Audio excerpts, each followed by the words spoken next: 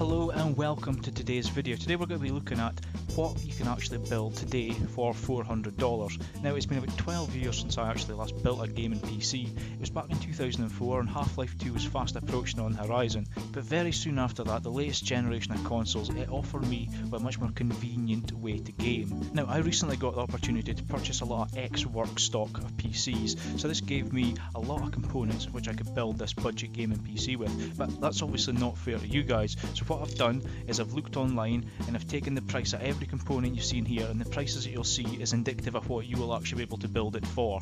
So let's take a look at the two rigs that we can build. The modders build is going to include a lot more high quality parts. It's going to include a few extras that you wouldn't expect in a bare bones machine, but the performance build is going to be solely asking the question, how much performance can we actually get for under $400? So in the first build we've went with a Corsair Carbide 88R case. For the performance build we've just went with a generic case off of eBay. An EVGA 500 watt power supply for both cases, and the Corsair Carbide comes with a fan, so we've added that in here. Next up we've went with the MSI H81M-P33 motherboard for each, and two 4GB sticks, a Corsair valued DDR3 RAM.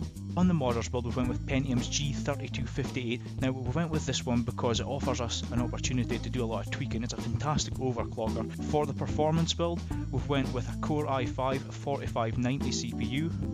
And on the modders build, we've included an aftermarket heatsink. It's the Ryzen IDOS, and if you'd like to see what I think about this in more detail, you can click the link in the corner.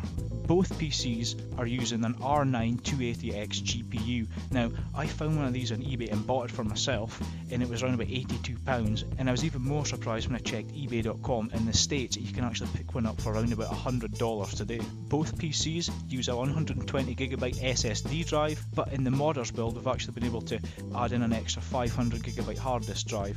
Again, on the modders build we can add in an extra two 120mm high performance cooling fans, whereas on the performance build we've only got enough money to factor in one.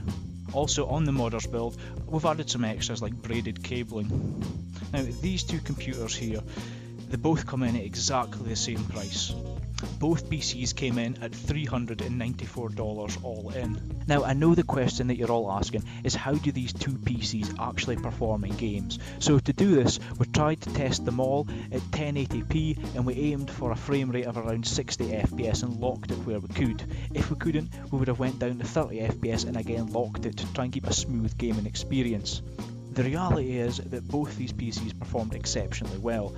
Of course, the Core i5 with its quad-core processor pulled ahead of the dual-core G3258, but if we look at the figures, Far Cry 3 55 FPS, Skyrim a locked 60 FPS, Fallout 4 49 FPS, even in Battlefield 1 the single player still averaged above 30 FPS, and it was only in the heavily CPU dependent multiplayer that we're seeing drops to 20 FPS. When we look at the i5, basically everything was locked at 60 FPS. It had no problem running any of the games that we threw at it.